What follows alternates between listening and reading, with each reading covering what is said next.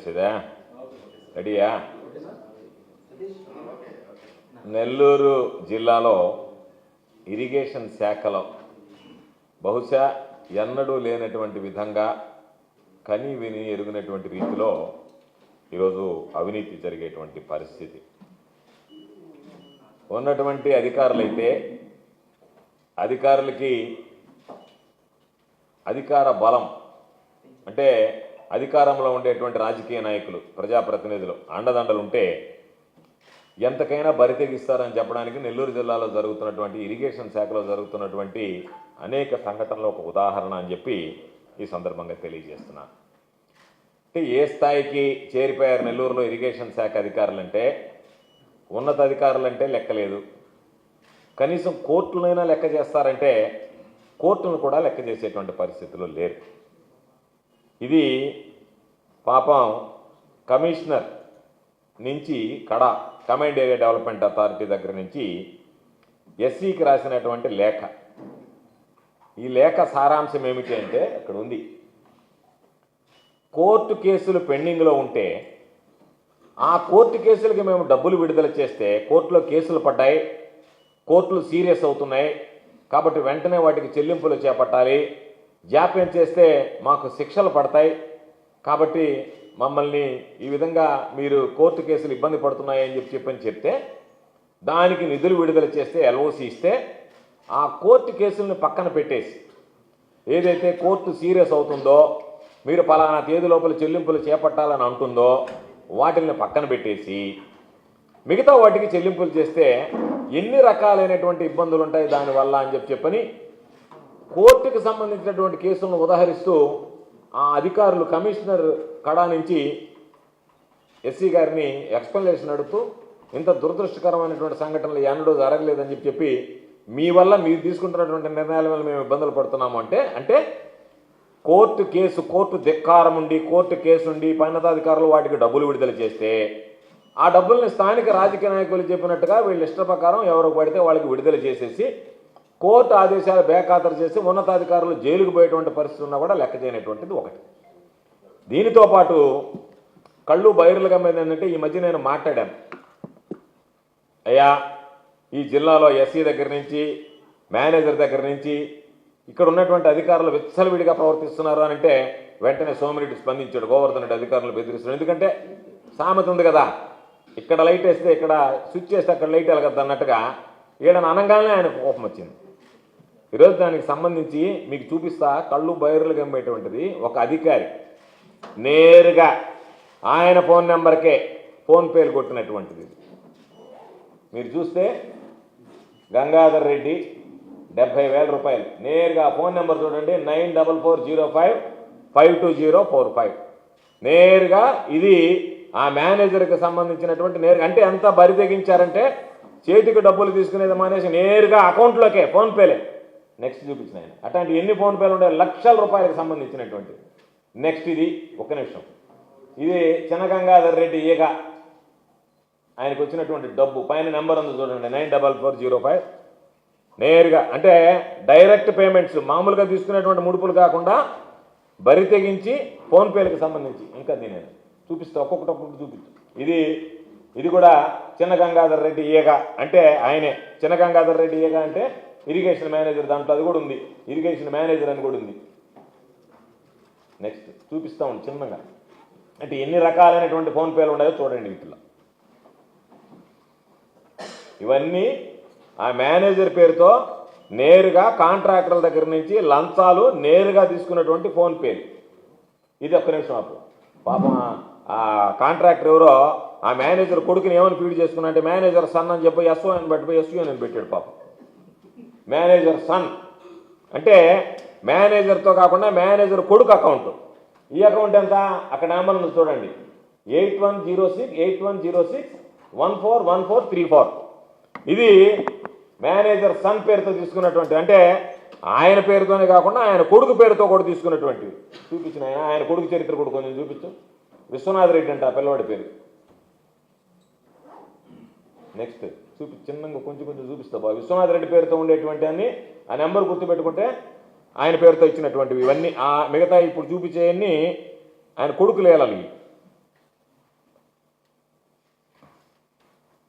ఇది కూడా విశ్వనాథ్ రెడ్డి, ఇది విశ్వనాథ్ రెడ్డి, విశ్వనాథ్ రెడ్డి అంటే ఎన్ని ఫోన్పేలు, ఏం మామూలుగా కూడా కాదు, నేరుగా డైరెక్ట్గా ఆయన పేరు మీద ఆయన కొడుకు పేరు మీద తీసుకున్నటువంటి. ఇది ఒక్క నిమిషం ఉంది. ఆయన సమీప బంధువు ఈబి నారాయణ రెడ్డి, ఈబి గంగాధర్ రెడ్డికి సమీప బంధువు ఈబి నారాయణ రెడ్డి, ఆయనకు సంబంధించినటువంటి నేరుగా వీళ్ళు సమర్పించినటువంటి ₹1,00,000 బ్యాంకులో డిపాజిట్ చేసినటువంటివి. ఇంకా అక్కడి నుంచి ఆయన నారాయణ రెడ్డి పేరుతో వేసుకున్న డబ్బులు ఇవన్నీ. ఎక్కడి నుంచి వెనక్కిపో. ఈగ బొజ్జిరెడ్డి నారాయణ రెడ్డి ఆయన. నెక్స్ట్ ఇవన్నీ నేరుగా వాళ్ళ అబ్బాయి ఆయన పేరుతో వేసినటువంటివి.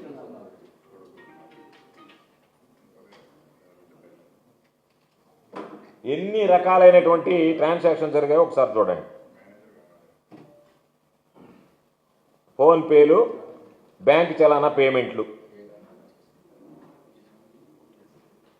అయిపోయిందా? అయితే పాపం నాకు అనిపిస్తుంది వీళ్ళందరూ చంద్రబాబు నాయుడు అడుగుజాడలో నడిపిస్తున్నట్టు. ఎందుకంటే చంద్రబాబు నాయుడు టెక్నాలజీ కాల్చుడు కదా, మళ్ళీ మనిషి పోవడము, డబ్బులు ఇవ్వడము, ఇబ్బందులు ఎందుకులే, ఎక్కడికక్కడ ఫోన్పేలు కొడితే నేరుగా టెక్నాలజీ ట్రాన్స్ఫర్ అన్నాడు. కాబట్టి చంద్రబాబు నాయుడు తీసుకొచ్చినటువంటి టెక్నాలజీ ఏంటంటే అవినీతి కూడా పాపం వాళ్ళు వెళ్ళడం, కారు పెట్రోళ్ళు లోపలికి పోవడం, మళ్ళీ ఏసీ బోర్డు చూడడం, మళ్ళీ ఇంకొకటి తెలియడం, ఇవన్నీ ఏమి లేకుండా నేరుగా అట్ట కొట్టేస్తే ఫోన్పేలు వెళ్ళిపోయేటట్టుగా. అంటే ఒక అధికారి ఏ రోజైనా సరే చరిత్రలో ఇంత బరి తెగించి నేరుగా ఫోన్పేలు కొట్టించుకున్నాడు అని అంటే, ఫోన్పేలు ఇంత దవం పడ్డాయంటే ఇంకా అధికారి ఎంత విచ్చలవిడితనంగా వ్యవహరించుంటాడు అనేటువంటిది ప్రత్యేకంగా చెప్పాల్సినటువంటి అవసరం లేదు. అయితే ఈ అధికారి మీద కొంతమంది కాగితాలు పెట్టారు. ఆ కాగితాలకు సంబంధించినటువంటి ఇది ఎంక్వైరీ వచ్చింది. దానికన్నా వెనకపో నేను కాగితం. ఒక వ్యక్తి, నేను వెనకపో, దీంట్లోనే దాంట్లోనే నెక్స్ట్ పేజ్ పో, నెక్స్ట్ పేజ్ పో, ఈ లెటర్ పెట్టారు. ఈ లెటర్లో క్లియర్గా మీరు చూస్తే దాంట్లో రాశారు, నెల్లూరు సెంట్రల్ డివిజన్లో అకౌంట్స్ ఆఫీసర్గా పనిచేస్తున్న గంగాధర్ రెడ్డి యొక్క అవినీతి భాగోతం. కింద ఆ 2 ఫోన్ నెంబర్లు మనం ఇప్పుడు ఏదైతే ఫోన్పే నెంబర్లు చూపించామో 9440552045, 8106141434, ఈ 2 నెంబర్లు చూపించారు. దాంట్లో వెనక ఒక లైన్ రాశారు, రాజకీయ ప్రబలత ద్వారా దుర్వినియోగం. ఒక ప్రముఖ రాజకీయ నాయకుని అనుకూలతతో రాజకీయ ప్రాబల్యాన్ని ఉపయోగించుకుంటూ తన అవినీతిపై జరిపి వచ్చిన ఫిర్యాదులను అణచివేయడం. దీంట్లో నేను చెప్తే మీకు అతిశయోక్తి ఉంటుందా, నీ ప్రత్యర్థి కాబట్టి చంద్రబాబు మన పేరు చెప్తున్నారని. ఆ రాజకీయ నాయకుడు ఎవరనేటువంటిది తెలుగుదేశం వాళ్ళని అడగండి. సోమిరెడ్డి చంద్రమోహన్ రెడ్డి. ఈ గంగాధర్ రెడ్డిని పెంచి పోషించేది ఎవరంటే, మీరు ఎవరైనా చనువుగా ఉంటే ఎమ్మెల్యేలను అడగండి, తెలుగుదేశం పార్టీ ఎమ్మెల్యేలను. అయ్యా ఈయనకు అండదండలు అందించేటువంటి నాయకుడు ఎవరు ఈ జిల్లాలో అంటే చంద్రమోహన్ రెడ్డి. చంద్రమోహన్ రెడ్డి నోటికి భయపడి ఇతను ఎన్ని గలీజు పనులు చేస్తున్నా మిగతా ఎమ్మెల్యేలు ఫిర్యాదు ఇవ్వడానికి కూడా వెనకాడేటువంటి పరిస్థితి ఉంది. అయితే దీనిలో పరాకాష్ట ఏంటంటే, దీంట్లో ఆ గంగాధర్ రెడ్డి మీద వచ్చినటువంటి ఎంక్వైరీలో ఫస్ట్ పేజ్ ఆ ఎంక్వైరీ చేశారు director of accounts and works. దానికన్నా ముందు దీని మీద ఎంక్వైరీ జరపడమని ఫైనాన్స్ డిపార్ట్మెంట్, సాక్షాత్తు ఫైనాన్స్ డిపార్ట్మెంటే ఒక మెమో ఇష్యూ చేసింది. ఫైనాన్స్ డిపార్ట్మెంటు మెమో ఇష్యూ చేస్తే 4/12/2025, director of works and accounts 8/12/2025 మీరు రికార్డ్ చేయమంటే ఈ గంగాధర్ రెడ్డి ఆఫీసులో కూర్చొని జాయింట్ డైరెక్టర్ స్థాయి అధికారి లేడీ ఆఫీసరు, నేను మేనేజ్ చేసినా నన్ను ఎవ్వరు ఏమీ చెయ్యలేరు, నా మీద విచారణ వచ్చినా సరే ఆ విచారణ ఏదో ఒక విధంగా పక్కదారి పట్టిపోవాల్సింది తప్ప విచారణలో రుజువులున్నా ఆధారాలున్నా సాక్ష్యాలున్నా సరే నన్ను ఏమీ చెయ్యలేరు అని చెప్పి ఈరోజు మాట్లాడేటువంటి పరిస్థితి ఏర్పడింది.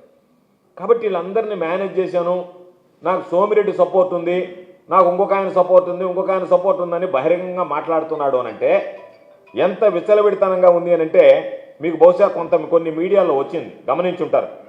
ఈ ఘనుడే చంద్రమోహన్ రెడ్డి విజిలెన్స్ విచారణ చేయకుండా ఉండాలి అంటే మీరు ₹1,00,000 డబ్బులు ఇవ్వాలని చెప్పి అడిగితే వాళ్ళు ₹50 లక్షల డబ్బులు సమకూరిస్తే మరలా తీరా తీసుకెళ్ళి చంద్రమోహన్ రెడ్డికి ఇస్తే 50 లక్షలు చాలు ₹1,00,000 తెమ్మంటే ఆ ₹1,00,000 తేవాలంటే 50 లక్షలు వెనక్కి ఇస్తున్నాడనంటే ఇరిగేషన్ ఆఫీసులో కొట్లాట జరిగింది, గుర్తుందో లేదో మీకు.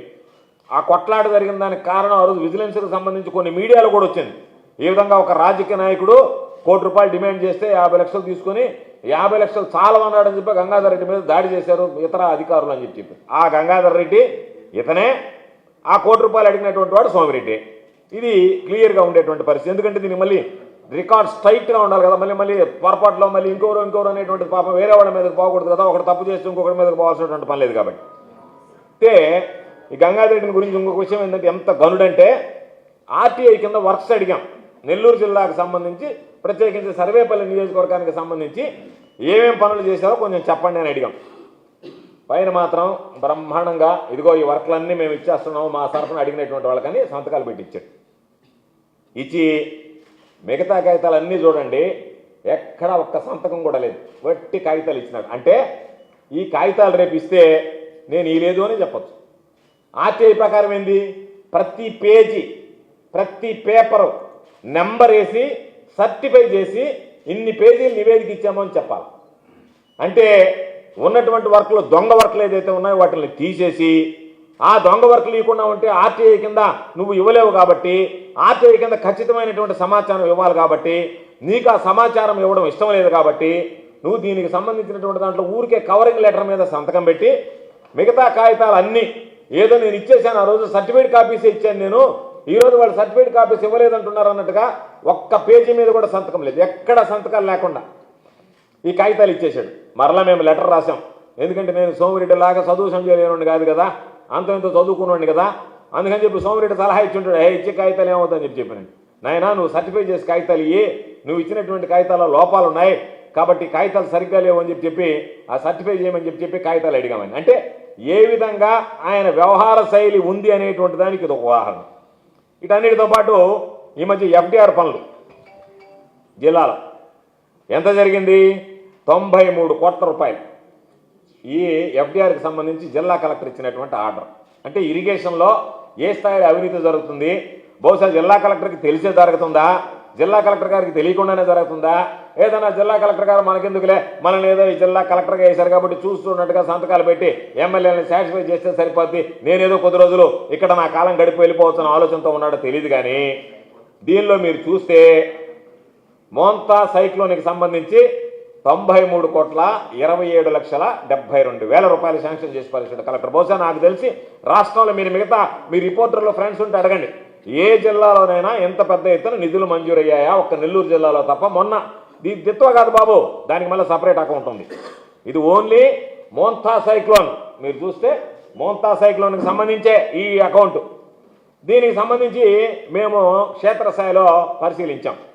సర్వేపల్లికి సంబంధించి 316 పనులకు సంబంధించి 17 కోట్ల రూపాయలు పనులు జరగాలి. అయ్యా పనులు జరగకుండానే డబ్బులు తినేశారంటే దానికి చంద్రమోహన్ రెడ్డి ఒక స్టేట్మెంట్ ఇచ్చాడు. ఏమని ఇచ్చాడు, అసలు పనులే ప్రారంభం కాకపోతే ఇంకా అవినీతి ఏంది అన్నాడు. ఇచ్చి ఎన్ని రోజులైంది, నెల అయింది, నెలకు పనులు జరగలే. ఈరోజు నీళ్లు వదిలేశారు, పంటలు సాగవుతున్నాయి, వరి 4 నెలల పాటు నీళ్లు వదులుతారు. 4 నెలల పాటు నీళ్లు వదిలితే ఇచ్చి నెల అయితే 5 నెలలు అయితే దీంట్లో ఆయన ఏమన్నాడంటే కలెక్టర్ గారు directed to execute the works on war food basis, యుద్ధ ప్రాతిపదికన చేయమన్నాడు. యుద్ధ ప్రాతిపదికన చేయమంటే వెంటనే తక్షణమే ఫ్లడ్ డ్యామేజ్ రిపేర్ చేసి నీళ్ళు ఇవ్వాలని. నీళ్ళు ఇవ్వడానికి ఈ రిపేర్లు అవసరం లేకుండానే నీళ్ళు ఇస్తున్నారు అంటే నీళ్ళు ఇచ్చేసి అయిపోయిన తర్వాత 5 నెలల తర్వాత మళ్ళీ దొంగ బిల్లులు చేసుకునేది. 1000 కోట్ల రూపాయల స్కామ్. ఒక్క మోంతా తుఫాన్లోనే 100 కోట్ల రూపాయలు ఇరిగేషన్కి సంబంధించినటువంటిది. ఒక్క పని చేయకుండా ఈ జిల్లాలో ఒక్క పని చేయకుండా, ఒక్క పని చేయాల్సినటువంటి అవసరం లేకుండా 100 కోట్ల రూపాయల నిధులు. ఈరోజు ఎట్లా చేస్తారు ఈ పనులు నాకు చెప్పండి. నీళ్లు వదిలేసి ఉంటారు, నీళ్లు పోతా ఉన్నాయి, మీరు ఈరోజు పనులు చేసే అవకాశం లేదు. నీళ్లు సాఫీ వెళ్ళిపోయేటప్పుడు ఎఫ్డిఆర్ పనుల అవసరమే లేదు.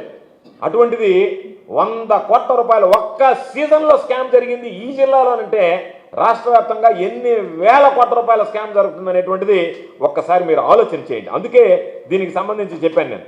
అయితే దీంట్లో ఇంకో గమ్మత్, దీనికి సంబంధించినటువంటి లిస్టులు వెరిఫై చేశాం.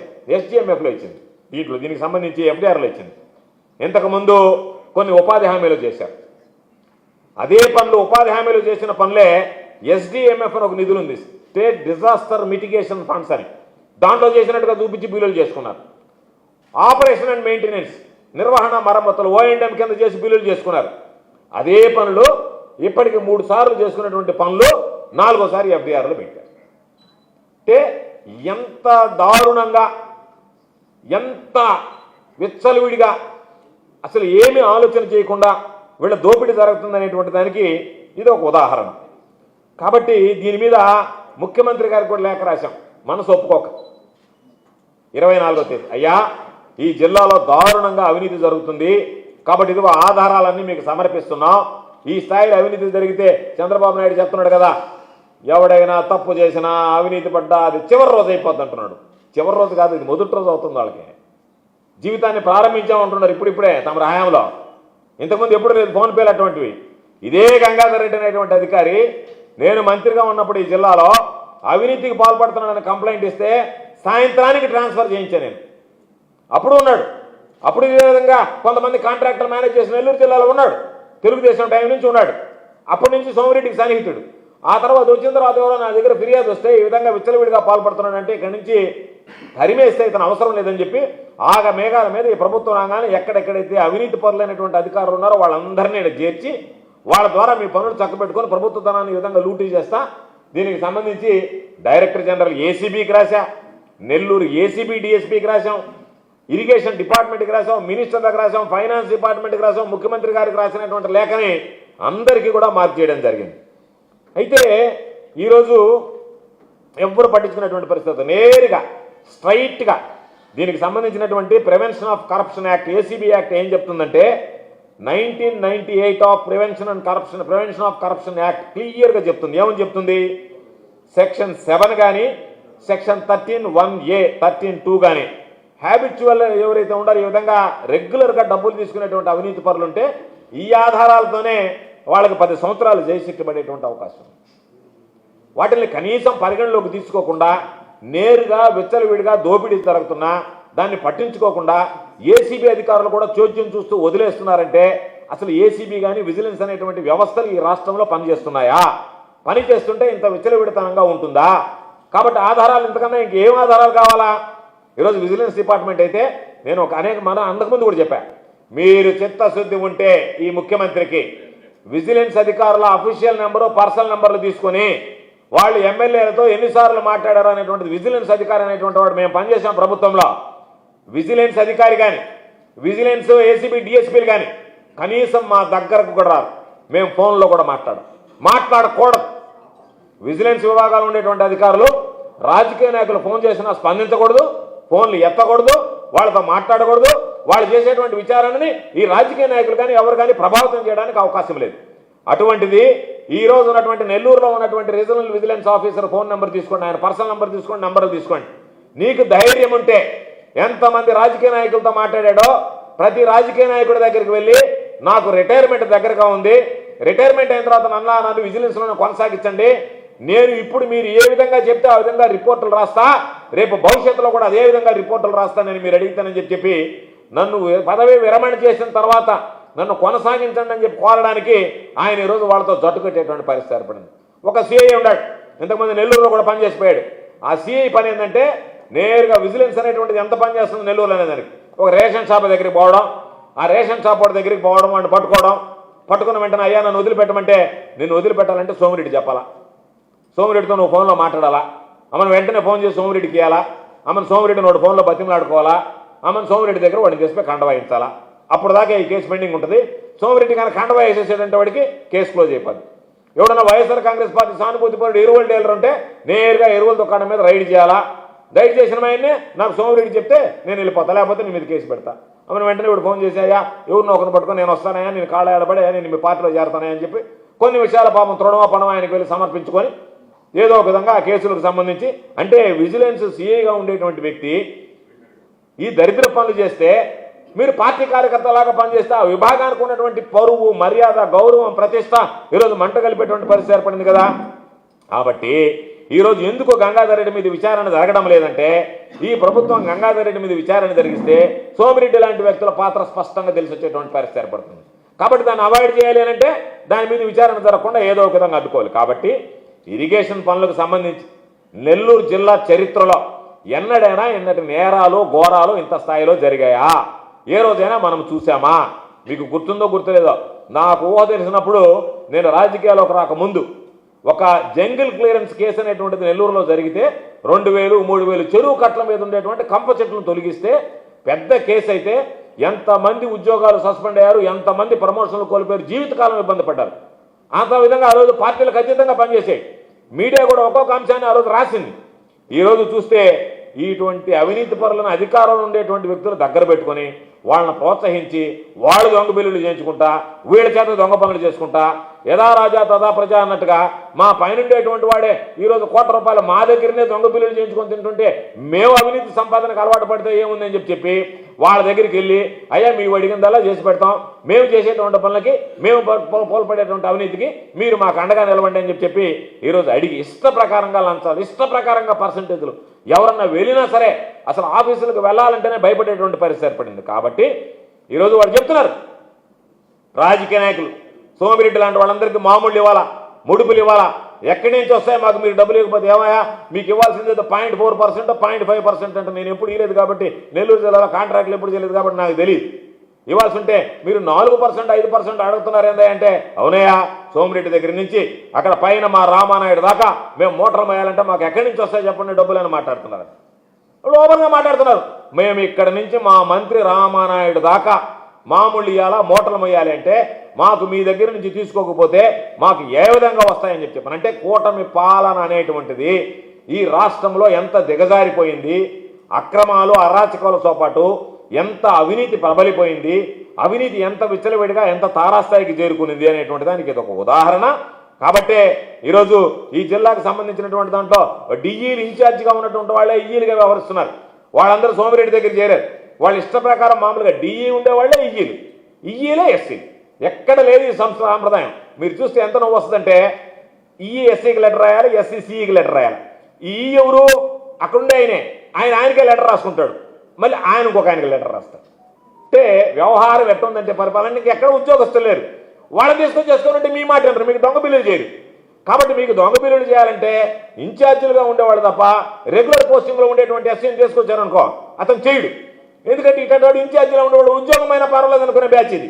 ఏదో ఇప్పుడు సంపాదించుకుంటే జీవితకాలానికి సరిపడా సంపాదించుకుంటే ఆ తర్వాత ఉద్యోగమైనా పర్వాలేదు, సద్యోగం లేకుండా పర్వాలేదు, ఏదో ఒక విధంగా నేను నా బిడ్డలు బ్రహ్మాండంగా బతికిపోతామని చెప్పి ఆ విధంగా దేనికైనా తెగబడినటువంటి బ్యాచ్ ఏదైతే ఉంటుందో ఆ బ్యాచ్ని చేసుకొని ఆ ముఠాలో మీరు నాయకులుగా చేరి అందరు కలిసి ఒక దొంగల ముఠాలాగా ఒక అవినీతి సామ్రాజ్యాన్ని ఏర్పాటు చేసుకొని మేము విచ్చలవిడిగా రైతుల పేరు చెప్పి, నీళ్లు పేరు చెప్పి, సాగునీరు పేరు చెప్పి, రైతుల పేరు మీద మీరు ఇష్ట ప్రకారం దోచుకునేటువంటి దానికి. అందుకనే నేను మరలా చెప్తున్నా, మొన్న చెప్పినా మీరు బెదిరింపులు అనుకుంటారా, బ్లాక్మెయిల్ అనుకుంటారా నాకు అనవసరం. కానీ ఈ జరిగినటువంటి అన్యాయాలన్నింటి మీద ఈ ప్రభుత్వం చర్యలు తీసుకుంటుందనేటువంటి నమ్మకం విశ్వాసం నాకు లేదు. సాక్షాత్తు వాళ్ళు చెప్పినటువంటి లెక్క ప్రకారం ఎవరైతే ఎన్క్వైరీ ఆఫీసర్గా ఉన్నారో ఆ జాయింట్ డైరెక్టర్ని నేను మేనేజ్ చేశానంటే, మంత్రికే నేను మామూలు ఇస్తున్నానని చెప్తే ఆ స్థాయిలో వ్యవహారం నడిచేటప్పుడు, ఆ స్థాయిలో వీళ్ళు పనులు చక్కబెట్టుకునేటప్పుడు వీళ్ళ మీద విచారణ జరిపించి చర్యలు చేపడతారని చెప్పి నేను అనుకోవడంలే. కానీ ఇది మా దగ్గర ఈ ఆధారాలే కాకుండా ప్రతి ఆధారాలు సేకరించినటువంటి ఆధారాల ప్రకారం ఈ ప్రభుత్వం మారి మరలా వైఎస్ఆర్ కాంగ్రెస్ పార్టీ ప్రభుత్వం ఏర్పడిన వెంటనే వీళ్ళ మీద విచారణ జరిపించి ఎవరెవరి దగ్గర అయితే మీరు బిల్లులు ఎగ్గొట్టి మోసం చేశారో, వాళ్ళని అన్యాయం చేశారో, వాళ్ళకి సంబంధించినటువంటి దాంట్లో పర్సంటేజ్లు అధికంగా తీసుకున్నారో, మీరు సంపాదించినటువంటి ఆస్తులు అమ్మి, మీరు అక్రమంగా అవినీతి తమ్ముతో సంపాదించినటువంటి ఆస్తులు అమ్మి వాళ్ళకి సంబంధించినటువంటి వాళ్ళకి న్యాయం చేస్తాం. మీరు ఇవ్వనటువంటి చెల్లించినటువంటి బిల్లుల్ని చెల్లిస్తాం. ఈరోజు ఎవరికైనా బిల్లులు చెల్లించడానికి లేదని సోమిరెడ్డో లేకపోతే ఇంకో రెడ్డి చెప్తే వాడికి బిల్లులు ఆగిపోతున్నాయి. వాళ్ళు పాప నష్టపడారు. ఎంత వాళ్ళు నష్టపడ్డారో, మీరు ఏ విధంగా అధిక పర్సంటేజీలు వసూలు చేశారో వాళ్ళందరి దగ్గర వివరాలు సేకరించి వాళ్ళందరికీ వడ్డీలతో సహా మీకున్నటువంటి మీరు సంపాదించుకున్నటువంటి బినామీ పేర్లతో ఉన్నటువంటి ఆస్తులన్నీ అమ్మి, ఆ అమ్మినటువంటి ఆస్తులతో వాళ్ళకి సంబంధించినటువంటి న్యాయం చేస్తాం తప్ప మిమ్మల్ని ఎవరిని కూడా రిటైర్డ్ అయిపోతూ ఉంటుంటారు. అతను చెప్తున్నాడు గంగాధర్ రెడ్డి, నాకెంత ఇంకొక 1 year నేను రిటైర్డ్ అయిపోతాను, తర్వాత నన్ను ఎవరు ఏం చేయగలరని చెప్పి రిటైర్డ్ అయినా వదిలిపెట్టాం, ఎక్కడున్నా వదిలిపెట్టాం. నీ అవినీతి పాపాలు ఏదైతే ఉందో నిన్ను వెంటాడుతాయనేటువంటిది గుర్తుపెట్టుకో. కాబట్టి అన్ని రకాల సోమిరెడ్డికి సంబంధించినటువంటి వీళ్ళకి సంబంధించినటువంటి అవినీతి బహిర్గతం అవుతుంటే మొన్న ఎక్కడో సిగ్గు ఎగ్గు లేకుండా అక్కడ చెప్పాడు, ఎక్కడ రూరల్ స్టేషన్ దగ్గర ₹1,00,00,000 దానం చేశాను దాన కర్ణుడిని, ఆ యుగంలో దాన కర్ణుడు పుడితే ఈ యుగంలో నేను 6 రూపాయలు పుట్టానని చెప్తున్నాడు. సోమికర్ణుడు అక్కడ దాన కర్ణుడు, దాన వీర సూర కర్ణుడైతే ఈయన సోమికర్ణుడు ఈయన ఈ యుగంలో పుట్టినాడు. ఈ యుగంలో పాపం కలియుగంలో ఆవిర్భవించినటువంటి దాన వీర సౌర కర్ణుడికి మరో రూపం మన సోమిరెడ్డి గారు. ఆయన చెప్పాడు నేను 100 కోట్లు చేసినటువంటి ఆఫ్టర్ ఆల్ శివాలయ భూములను పట్టుకుంటాను, కాకపోతే ఒక 15 సెంట్లు వదిలేశాను లే ఎస్టేట్ యజమానికి అని చెప్పాడు. ఈ దేవాదాయ భూముల్ని దానం చేయడానికి అంటే నీ అవినీతి బహిర్గతమైనప్పుడల్లా నిన్నెవరో ఒకరు పోయి అయ్యా సోమిరెడ్డి తిన్నాడు అని కాణిపాకం దగ్గర ప్రమాణం చేస్తాడని మీ ముందే ఎన్నోసార్లు చెప్పాను. ఆయన వదిలిపెట్టి ఎవడో ఒకటి చెంచాగాడు వచ్చి నేను చేస్తాను రా అంటే నువ్వు చేసే లాభం, తినింది అతను తినింది నీకు అరగదు కదా, తిన్నోడికే అరగుతుంది. అతను తింటే నీకేమైనా ఆరాయించుకుంటావా, నువ్వేమైనా అరుగుతుందా? ఆ తిన్నోడిని రమ్మనాయనంటే ఆ తిన్నోడు కాకుండా ఇప్పుడు కూలోడు ఒకడు వచ్చి నేను చేస్తాను నేను ప్రమాణం చేస్తాను, మీరు రండి మీరు ప్రమాణం చేయండి అంటే ఏదో ఒక విధంగా సబ్జెక్టును క్లోజ్ చేయాలా. దీన్ని ఎంత నవ్వులాటంటే ఎవరో 10 మంది వచ్చారు, దేనికి వచ్చారంటే విచారణ చేయడానికి ఏముంది, నువ్వు పనులే ఎక్కడెక్కడ జరిగే ప్రారంభిస్తే కదా విచారణ అనేది జరుగుతుంది. కాబట్టి ఈరోజు ఇంకో కొత్త ట్రెండ్, ఎవరన్నా మాట్లాడారనుకో వాళ్ళ మీద పోలీస్ కేసులు. నేను మన మనుబోలు పోలీస్ స్టేషన్కి పోయా. ఏంది కేసు అని అంటే వాళ్ళు ఇచ్చినటువంటి దానికి మా వాడు కౌంటర్ ఇచ్చాడు. కౌంటర్ ఇస్తే ఆ ఎస్ఐ మనుబోలు ఎస్ఐ అతను చెప్తాడు, నువ్వు 6 నెలలు నేను నోరెత్తను, నేను కౌంటర్ ఇవ్వను, నేను మీడియా ముందు మాట్లాడను, నేను ఎవరిని విమర్శించను, వీలైతే నేను ఈ ఊరిలో కూడా ఉండను అని బైండ్ అవుట్ చేయించమని చెప్పి మ్యాజిస్ట్రేట్ ముందు. అంటే మేము ఏదైనా మాట్లాడతాం, మీరు మమ్మల్ని ప్రశ్నించినా మీరు మా కౌంటర్ ఇచ్చినా పోలీస్ కేసు పెడతాం. పొదలకూరు పోలీస్ స్టేషన్లో ఒక కేసు, మనుబోలు పోలీస్ స్టేషన్లో ఒక కేసు. సిగ్గైనా ఉండాలి మీ బ్రతుకులకి. రాజకీయంగా పోరాటం నేర్చుకోండి. రాజకీయంగా పోరాడగలిగితే మీకు ప్రజల అండదండలు ఉంటే ఆ ప్రజాబలంతో పోరాడండి తప్ప పోలీసులు తీసుకొచ్చి చివరికి ఎంత దారుణం పోలీసుల పరిస్థితి. కూలోళ్ళ కన్నా హీనంగా తయారైపోతున్నారే. ఫ్లెక్స్ కట్టాలంటే పోలీసుళ్ళ నువ్వు గట్టు నీ పక్కన నేను నిలబడతానని మీరు పోలీసులు అదే గౌరవం ఉంటుంది మీకు. ఆ కట్టుకోవడానికి చేత కానటువంటి వాడికి మీరు దగ్గర నుండి కట్టిరి. ఎవడన్నా ఒక మా వాడు ఫ్లెక్స్ కట్టాడు, దాన్ని ఇప్పమని ధైర్యం ఉంటే తెలుగుదేశం వాళ్ళు చెప్పమనండి, ధైర్యం ఉంటే నిలబడితే వాళ్ళు ఇప్పలేరు. పోలీసు వాళ్ళు మీరు దగ్గర నుండి తెలుగుదేశం వాళ్ళు చేతి ఇప్పించండి, ఇప్పలేరు. మీరు పోయి ఇప్పుకోండి. ఫ్లెక్స్ కట్టేది పోలీసు వాళ్ళ, ఫ్లెక్స్ ఇప్పేది పోలీసు వాళ్ళ, ఫ్లెక్స్ కట్టిన పిలిచి నీ మీద ఆ కేసు ఈ కేసు పెడతానని చెప్పి బెదిరించేది పోలీసు వాళ్ళ. సోషల్ మీడియాలో పోస్టింగ్ పెడితే వెంటనే నువ్వు రా ఏడన్నా స్టేషన్కి నీ మీద పాత కేసు ఉందని చెప్పి వాడిని గంటలు రోజులు పోలీస్ స్టేషన్లో కూర్చోబెడతారా? ఎప్పుడన్నా ఇటువంటి పరిస్థితి ఉండిందా? ఈ జిల్లాలో ఏదన్నా కౌంటర్ ఇస్తే ఏదన్నా ప్రెస్ మీట్ పెట్టి మాట్లాడితే వాళ్ళ మీద పోలీసు కేసులు పెట్టినటువంటి సంస్కృతి సాంప్రదాయం ఏ రోజైనా ఉన్నదా? కాబట్టి ఈరోజు మీరు గుర్తుపెట్టుకోండి, సోమిరెడ్డి అవినీతి బట్టబయలుకోవడంతో ఈరోజు పాపం ఎంతమంది ఇంజనీర్లో అయ్యా మేము ఇక్కడ పని చేయలేం, మేము ఈ బిల్లులు చేయలేం, దొంగ బిల్లులు, రేపటి రోజు మా పెళ్ళాం బిడ్డలు రోడ్డు మీద పడతారు, మా కుటుంబాలు వీధిని పడతాయి, మమ్మల్ని బెదిరిస్తున్నారు, కాబట్టి మేము ఇక్కడి నుంచి సెలవు పెట్టి వెళ్ళిపోతాం, బదిలీలు చేయించుకుని వెళ్ళిపోతామని చెప్పేటువంటి మాట వాస్తవమా కాదా? ఈరోజు మీరు ఎవరన్నా పోయి ఇరిగేషన్ శాఖలో ఏమయ్యా సర్వేపల్లి పరిస్థితి ఏంటంటే అయ్యా మేము ఈ దొంగ బిల్లులు చేయలేం, మా వల్ల కాదు, కాబట్టి మేము సెలవులు పెడతాం, మేము బదిలీలు చేయించుకుని వెళ్ళిపోతాం అనేటువంటి పరిస్థితి ఏర్పడింది. కాబట్టి ఇది వేల కోట్ల రూపాయలు రాష్ట్ర స్థాయిలో జరుగుతున్నటువంటి ఈ స్కామ్కు సంబంధించి క్షేత్రస్థాయిలో ఏదో మామూలుగా చెప్పడం వెళ్ళిపోవడం కాకుండా వాటికి ఉన్నటువంటి వాస్తవాలన్నీ తెలుసుకున్న తర్వాత ఒక్కొక్క డీల్లోనే వేల కోట్ల రూపాయలు. ఒక తుఫాను వచ్చిందంటే పాపం పేదవాడేమో అల్లాడిపోతున్నాడు, నా ఇల్లు కూలిపోయింది, నా ఇబ్బందులు పడ్డానని. సోమిరెడ్డి లాంటి తగ సంబరపడిపోతున్నారు, అయ్యో 3 రోజులకి ఆగిపోయింది వర్షం, 2 రోజులు ఉంటే ఇంకా దీన్ని మనం ఏదన్నా ఎంత ఎన్కాష్ చేసుకోగలమబ్బా అని చెప్పి బాధపడిపోతున్నారు. ఈ ప్రజాప్రతినిధులు ఏ విధంగా తయారంటే వర్షాలు రావాలా, వరదలు రావాలా, ఆ వరదల ద్వారా నేను వరదలకు సంబంధించినటువంటి నిధులు ఇళ్లలోకి బారించుకోవాలా, పేదోటింట్లోకి మాత్రం నీళ్లు చేరి వాడు మాత్రం భ్రష్టు పట్టిపోవాలని చెప్పి ఒక దుర్మార్గమైనటువంటి ఆలోచనతో ఒక్కొక్క ఉపద్రవం వస్తే చంద్రబాబు చెప్తుంటాడు సంక్షోభంలో అవకాశాలు ఎదుర్కోవాలని. ఆహా ఏమి ఫాలో అవుతున్నారబ్బా నీ ఎమ్మెల్యేలో. సంక్షోభం ఏర్పడితే అవకాశాలు ఏ విధంగా ఎత్తుక్కుంటున్నారు. ఈరోజు వర్షాలు వరదలు వస్తే పాపం ప్రజలు ఇబ్బందులు పడితే అటువంటి సంక్షోభంలో దొంగ బిల్లుల పేరుతో ఇరిగేషన్లో ఒక్క నెల్లూరు జిల్లాలో మోంతా తుఫానికి సంబంధించి 100 కోట్లకు స్కెచ్ చేశారంటే ఇది కదా పరిపాలన అంటే, ఇది కదా సంక్షోభంలో అవకాశాలు ఎదుర్కోవాలనంటే. ఇంతకన్నా సంక్షోభంలో అవకాశాలు ఎదుర్కొనేటువంటిది ఉండదు. కాబట్టి చంద్రబాబు నాయుడు చెప్పినటువంటి సిద్ధాంతాన్ని 100కి 100 పాళ్ళు ఆచరించి చూపిస్తున్నటువంటి వీళ్ళకి పాపం చంద్రబాబు కానీ పవన్ కళ్యాణ్ కానీ కూటమి ప్రభుత్వం కానీ అయ్యా నేను సంక్షోభంలో ఉంటే అవకాశాలు ఎదుర్కోమన్నా బ్రహ్మాండంగా అవకాశాలు ఎదుర్కొని మీరు వేల కోట్ల రూపాయలు దోచుకుంటున్నారని చెప్పి శబాష్ అని చెప్పి సర్టిఫికేట్ ఇవ్వాల్సినటువంటి ఎమ్మెల్యేలు వీళ్ళందరూ. కాబట్టి ఈరోజు ఎంత విచ్చలవిడిగా ఈ ప్రభుత్వంలో అవినీతి జరిగిందనేటువంటిది తెలియజేస్తూ ఇప్పటికైనా నాకు తెలిసి మీరికి అంత మాత్రం నీతి నిజాయితీ ప్రభుత్వానికి వెళ్ళినప్పుడు వీళ్ళ మీద ఉంటుంది అనుకోండి. నీతి నిజాయితీ ఉంటే దీని మీద విచారణ జరిపించి చర్యలు తీసుకొని భవిష్యత్తులో ఇటువంటివి చర్యలు తీసుకుండా ఉండాలని డిమాండ్ చేస్తూ వైఎస్ఆర్ కాంగ్రెస్ పార్టీ ప్రభుత్వం ఏర్పడిన తర్వాత వీటన్నిటినీ ఇప్పటికే నమోదు చేస్తున్నాం. ప్రతి విషయాన్ని ఖచ్చితంగా వీళ్ళందరి మీద చర్యలు తీసుకోవడం జరుగుతుందని చెప్పి ఈ సందర్భంగా తెలియజేస్తాం.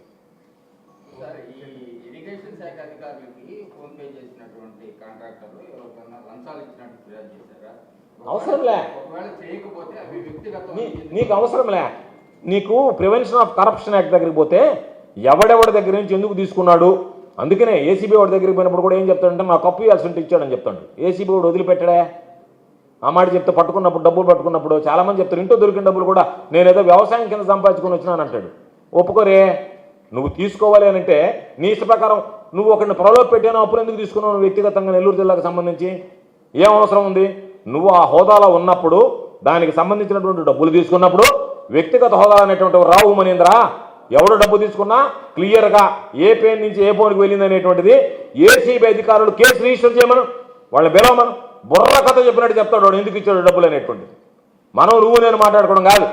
ఏసీబీ అధికారి ఒక ఎఫ్ఐఆర్ కట్టి ఈ విధంగా వచ్చింది, నువ్వు డబ్బులు తీసుకున్నావు, నీ మీద విచారణ వచ్చింది, ఏమిరా అబ్బాయి నువ్వు దేనికి ఇచ్చావు అంటే నేను డొనేషన్ కోసం ఇచ్చానా, లేకపోతే ఆయన మోదుపడి ఇచ్చానా, ఆయన పాపం అనాథ ఇచ్చానా, ఆయన అడుక్కుతుంటే ఇచ్చానా, ఆయనకు అప్పుగా ఇచ్చానా, లేదా లంచంగా ఇచ్చానా అనేటువంటిది ఒక్క నిమిషంలో చెప్పేస్తాడు.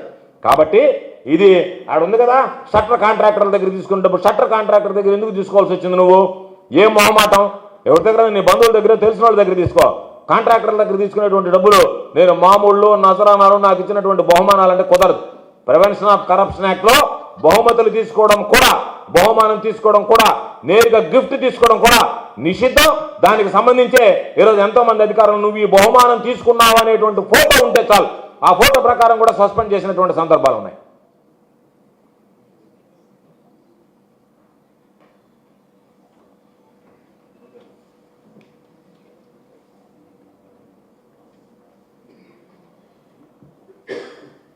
నాది కంటిన్యూ అయిపోయింది. చంద్రశేఖర్ రెడ్డి టైం కరెక్ట్గా సరిపోయింది, ఇంకా 2 నిమిషాలు అలా. చంద్రశేఖర్